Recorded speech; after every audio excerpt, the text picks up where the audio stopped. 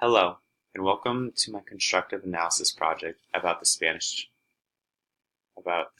language. Hello, and welcome to my constructive analysis project about the Spanish language. My name is Eric Bergen, and I'll be moderating this presentation. Today, we will be discussing background information concerning the Spanish language, the linguistic features of the language, cultural norms that speakers of Spanish have, and some tips and tricks for teaching ELs that speak Spanish. Spanish originated from Vulgar Latin. Vulgar Latin was developed when the Roman army invaded the region that is now present-day Spain and introduced its language to the natives living in the area. From here, the Romans were pushed out of the land by the Moorish invasion, and by the year 715 AD, the Moors had gained control while introducing their language and culture to the people living here. Later, the Christians started gaining control of the area and introduced their language, Castilian. By the year 1492, the Moors were pushed out of the country and the Christians had taken control. Castilian was made the official language of Spain, though it had originally only been spoken in northern and central Spain. Andalusian was spoken in southern Spain and was more heavily influenced by Arabic than Castilian, although several thousand words in Spanish have Arabic roots or influence in them. Upon the Spanish conquest of the Americas and even in Africa, Castilian dialect was brought to the culture and administrative hubs along with use in government positions. Places like Mexico City, Potosi, and Lima were considered hubs and had very close ties with Hispania. Argentina and many ports and places in Central America lost this connection but decided to speak the Andalusian dialect of Spanish. The United States going to war with both Spain and Mexico caused much conflict, but also spread the culture in the last 200 years.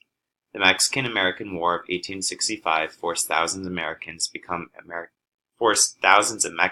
become American citizens and isolated them from their Mexican comrades just hundreds of miles away. Due to this, a new culture was born. With that, American English influenced the way that these people spoke. Even further, the Spanish-American War allowed the U.S. to gain influence and power over places that Spain had formerly controlled, like Cuba and Puerto Rico, where the U.S. significantly impacted the culture and language. Due to the adoption of such places becoming territories in the U.S. saw an influx of immigrants from both legal and illegal from Puerto Rico and eventually Central and South America. Before we discuss the Spanish linguistic features, some fun facts about Spanish and about the Spanish language are that it is the second most spoken language in the world. 21 countries have adopted it as their official language, and it goes by two names. Either it's called Español or Castellano. Sentences translated from English to Spanish are approximately 15 to 20% longer in size, simply because Spanish is a poetic language. Spanish is expected within 40 to 50 years to be spoken by about 50% of the U.S. population. Understanding the impact this language has and the way that it will impact our culture to come can be a valuable tool for any educator.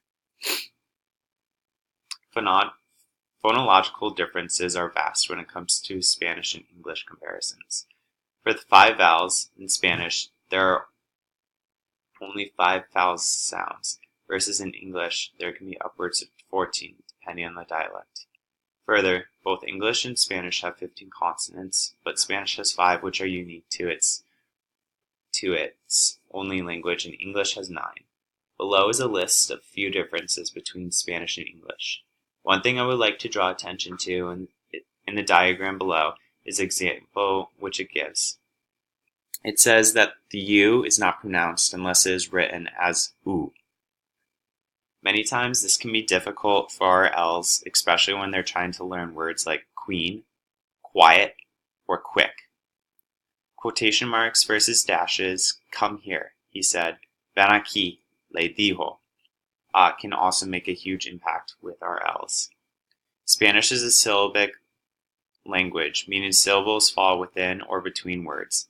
English speakers think that Spanish speakers talk fast because of this, but this isn't necessarily true.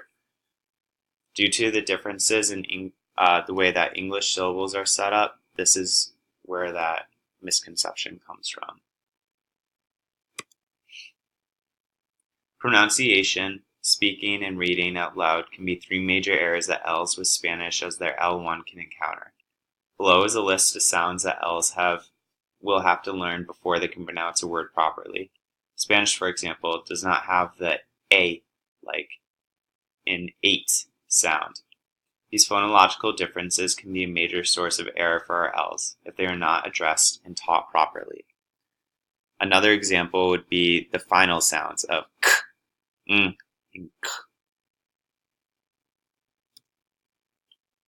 Morphology is the smallest unit of meaning in a word. Spanish relies very heavily on this because it really impacts the meaning of the entire sentence. For example, if we look at the word jugar, which means to play in Spanish. This word, unlike its English counterpart, which can be applied to any situation, can only be applied to playing a game or an activity.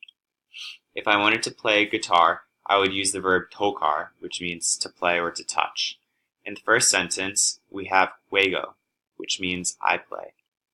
This can be altered based off the person who is playing, juega, or he plays, the number of people playing, jugamos, or we play, the tense, jugaré, or I will play, and the voice of how the action is being carried out.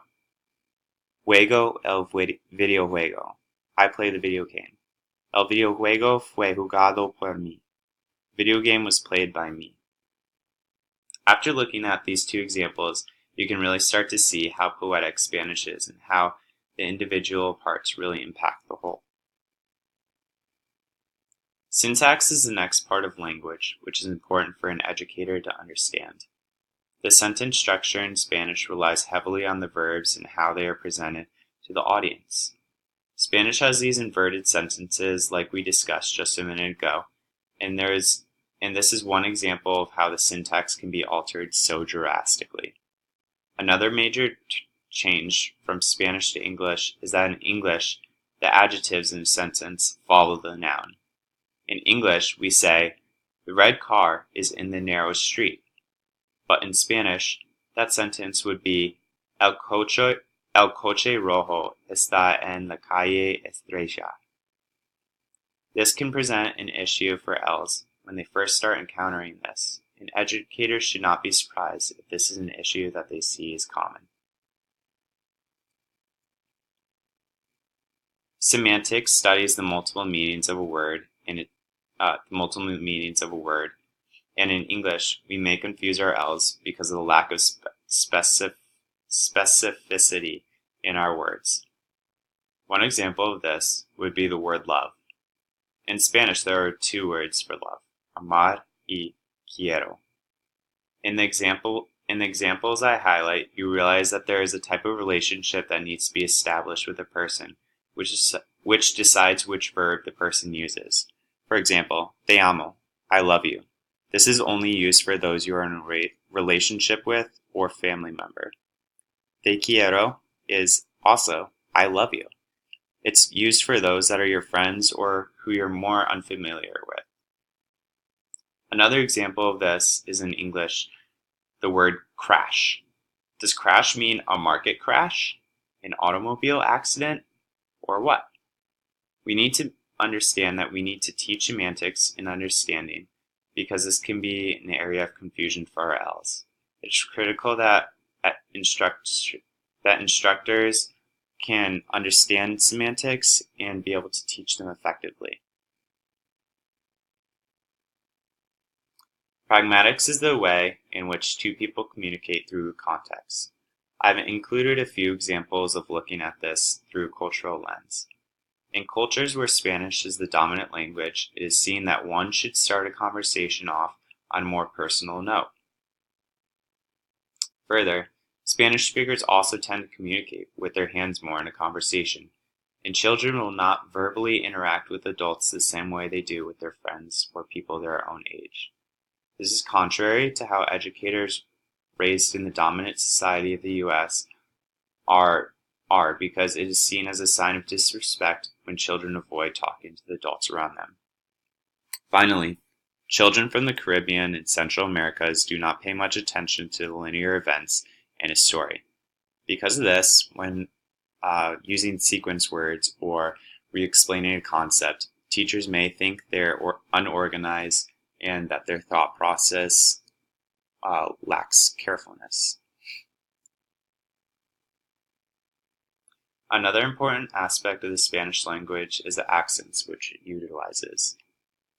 There are 5 vowels that contain accents. They are A, E, I, O, U. They are used to emphasize or add stress to syllables, such as with the word teléfono, where the accent is placed on a 3rd vowel to the end, the O, at the E. Further, accents are used to show the difference between a question and a statement. ¿Qué es tu color favorito? Which is your favorite color? Or, qué raro, that is strange. Accents are used in Spanish to change the subject or the tense of the verb as well. Mando una carta, I send a letter. Mandó una carta, he or she sent a letter. If you look closely, you can see that the O is stressed when you need to conjugate the verb in the él, ella, usted form of the verb. Finally, accents are also used in order to distinguish between homonyms in a sentence. Tú and tú are 2 famous homonyms that mean your and you in Spanish and are used constantly in conversation. Tú comes tu comida uses these accents in order to show that the tú are different and need to be stressed or unstressed. Another example would be tu comida es comida por ti. Your food is eaten by you. Prefixes and suffixes in English and Spanish can be very similar as well. For example, in the word predecir, the prefix is pre, meaning before, and in English, we can translate the verb predecir to mean predict. By grasping and teaching ELs how to chunk words, locate prefixes and suffixes, and then try to decipher the meanings, we can help teach comprehension skills. I've also included examples of con, to put together, contratar, contract, and shun. In English has the equivalent in Spanish of C-I-O-N, shun. So destination versus destinación.